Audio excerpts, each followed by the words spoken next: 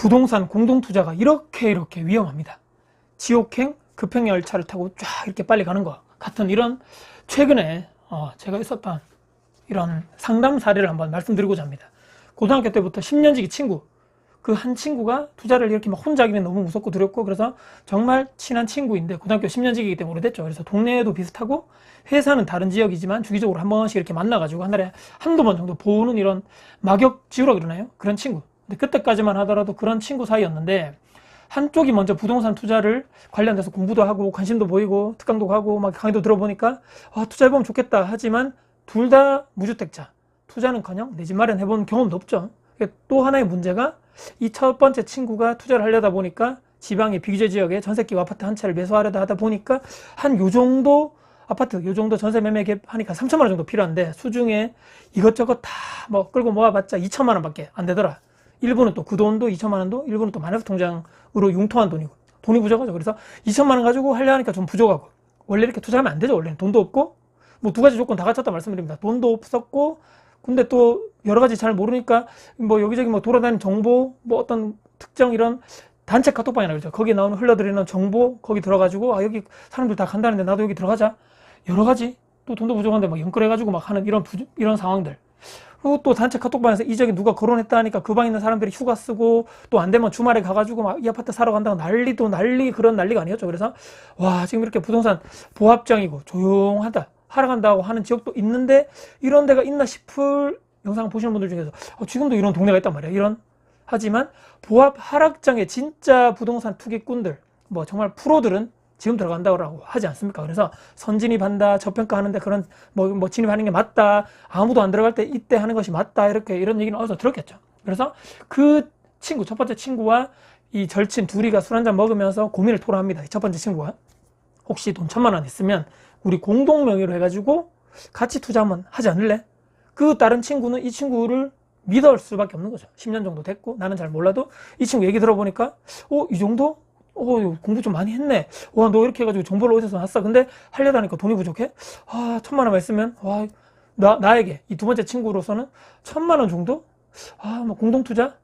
뭐 인생 살아봤자 뭐 작지만 그래도 있어도 되고 없어도 되는 요 정도 돈? 원래 아니죠. 1,000만 원이 큰 돈인데 이 친구 믿고 10년 우정을 믿고, 나 너만 믿는다 친구야, 술잔을 부딪히면서 짠짠짠 하면서 같이 한번 우리 한번 잘해보자 노원 결의를 했죠. 대신에 공동투자했기 때문에 명의는 확실하게 둘이 공동명의로 들어가고 사전에 협의를 했습니다. 이 친구, 첫 번째 친구는 2천만 원, 이 친구는 1,000만 원 들어가기 때문에 추후에 2대1, 그러니까 나중에 이익이 나든 어떻게 되든 간에 매도했을 때 세금 이렇게 뭐 있는 거 다 내고 순수익이 딱 나고 정확하게 2대1로 딱 나누는 걸로 이렇게 딱 해야지만 서로 딱 이렇게 아무 문제가 없겠죠. 이게 최근의 이야기였고, 이 친구 중에 둘 중에 저한테 상담을 한 명이 왔습니다. 이 두 명 친구 중에 누가 과연 왔을까요? 궁금하시면 구독과 좋아요 부탁드리겠습니다.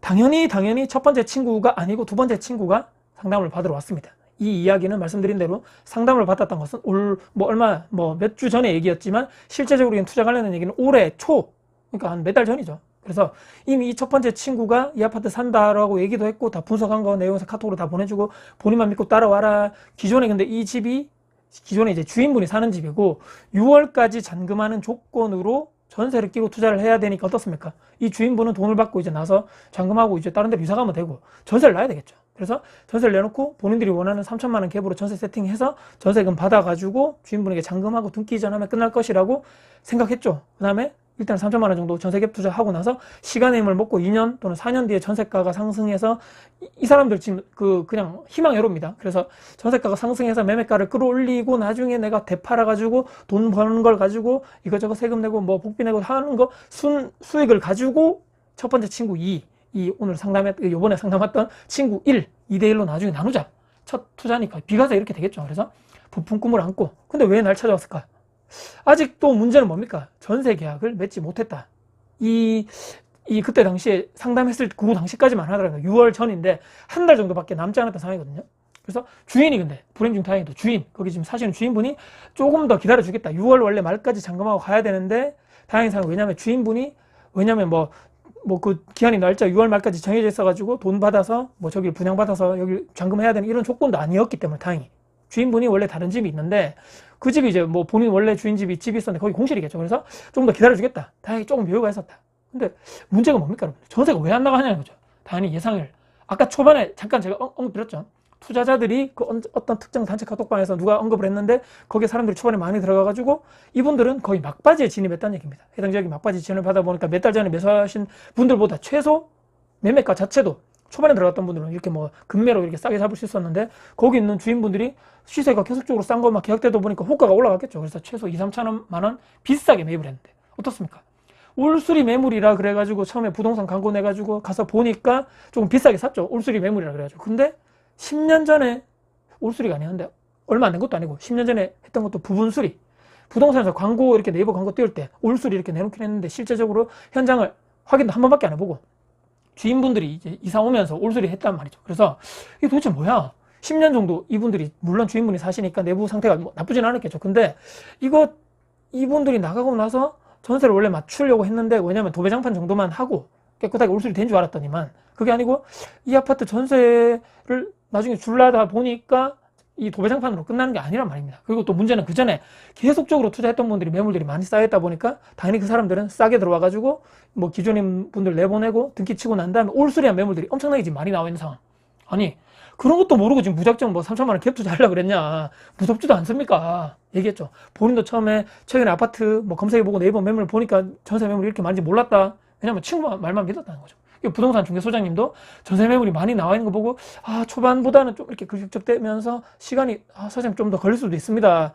전세 가격 좀 낮추던지 수리를 좀 더 하려면 이렇게 할 수밖에 없는 거죠. 주인분이 잔금하고 나와야 줘야 되는 상황이니까 어떻습니까? 대출을 받아가지고 그러니까 첫 번째 친구가 대출을 받든 이 친구가 대출을 받든 간에 잔금 대출을 부동산 담보대출 받아가지고 주인분한테 잔금을 드리고 이분이 이사를 나가야 되겠죠. 공실 상태에서 제대로 딱 수리를 해가지고 깔끔하게 정말 올수리 해놓든지 아니면 좀 상황이 좀 어렵겠는데요. 이미 계약금 매매 계약금 10% 내고 주인분한테 줬기 때문에 이것도 몇 천만 원 포기할 수 없는 상황이고 그래서 첫 번째 친구도 문제지만 상담 오신 이 두 번째 친구는 1,000만 원 믿고 투자를 했죠. 친구만 믿고 거금 1,000만 원 투자했는데 이해가 안 갔습니다. 저는. 아니 근데 있어도 되고 아까도 뭐 없어도 되는 돈이라고 하더니만 그냥 그거는 술 먹고 약간 객기에 했던 얘기라고 이실직고 하는 거죠. 농담 삼아 그거를 한 얘기입니까? 그게 그게 1,000만 원 그게 전 재산인데 그런 얘기가 뭐 어떻게 그래 아무리 술 먹었다 해가지고 그런 얘기 하면 되냐니까. 뭐 그렇죠 이렇게 얘기하면서 어쩌면 좋을까요? 방법이 여러분들 뭐가 있습니까? 방법이 아니 기존에 있는 친구가 여유 자금 더 확보해가지고 있는지 없는지 모르겠지만 확인해서 조금 더 뭐 여유 자금이 있다 그러면 내 돈이 더 들어가야 되는 상황이죠. 전세 가격을 낮추게 되면 갭이 3천만 원보다 더 들어가기 때문에 그 부족한 돈 전세 가격을 낮춘 그 부족한 돈만큼 첫 번째 친구가 여유돈이 있다면 전세를 낮추는 한이 있더라도 빨리 전세를 맞추던지 아니면 그 친구가 부모님에게 돈을 빌리든지 아니면 대출 받아가지고 그 부동산 소장님에게 얘기했던 대로 잔금을 먼저 치고 나서 그 다음에 뭐 이렇게 빨리 하든지 아니면 최악의 경우 어떻습니까? 그 부동산 소장님 말씀대로 내가 대출 받든 아니면 오늘 상담원 이 당사자분이 상담을 뭐 받을 수 있으면 무주택자니까 대출 받을 수 있겠죠. 관련돼가지고 주인분 내보내고 나중에 그분한테 잔금 다 드리고 공실 상태에서 깔끔하게 수리하고 그 다음에 전세를 뭐 이렇게 나중에 해가지고 뭐 하든지. 근데 전세금 받으면 어떻습니까? 전세금 계약하고 기존에 있는 여기 있는 아파트가 근저당이 설정되어 있기 때문에 전세 잔금과 동시에 바로 근저당 말소하고 이렇게 한다라고 전세계약서에 특이하게 써야 되겠죠. 계약금 몇 천만 원 포기할 수 없으니까. 그러니까 여러 가지 일단은 막말로 문제는 발생했고 해결해야 되는 거죠. 똥은 본인들이 다 싸고 말이야. 스스로 뭐 다 성인인데 뭐 여기저기 와가지고 울며불며 해가지고 누가 해결해 줄 이런 상황은 아무도 없는 거죠. 그래서 발등에 불 떨어졌으니까 이제는 문제는 발생됐기 때문에 해결하는 솔루션이 뭐냐? 불을 꺼야 되는 거죠. 불 이렇게 막 붙었는데 불을 끄는 방법은 해결 방법은 늘 있기 마련입니다. 그리고 다음에는 제대로 정말 말씀드린데 공동 투자하지 마시라. 아무리 친구라도 이게 뭐냐? 친구끼리 의상하고 말이죠. 서로 믿지도 못하게 되고 둘 중에 같이 오는 것도 아니고 혼자 와가지고 이렇게 좀 상담하러 오시고 말이죠. 나중에 또 돈 때문에 싸울 수도 있지. 혼자 이렇게 막 불안해서 상담하러 오고 밤에 잠도 안 오고. 그리고 부동산 투자를 하시려면 최소한 공부를 하자. 지역 분석도 하고 매물 분석도 하고 임장도 가보시고 어느 정도 알고 투자해라. 공투했다 해가지고 1,000만 원 인생에 있어도 뭐 큰 돈 아닐 수 있지만 그럼에도 불구하고 저는 1,000만 원이 들어가든 500만 원이 들어가든 저는 아무리 친한 친구 사이라도 저는 공동 투자는 저는 반대입니다. 이 보십시오. 잘 되면 뭐 서로 내 탓 할 것이고 안 되면 봐. 남 탓 서로 막 손가락질하면서 서로 너 때문에 안 됐다. 뭐 너 때문에 이런 일이 벌어지지 않았냐. 지금도 봐. 친구 탓하고 있지 않느냐.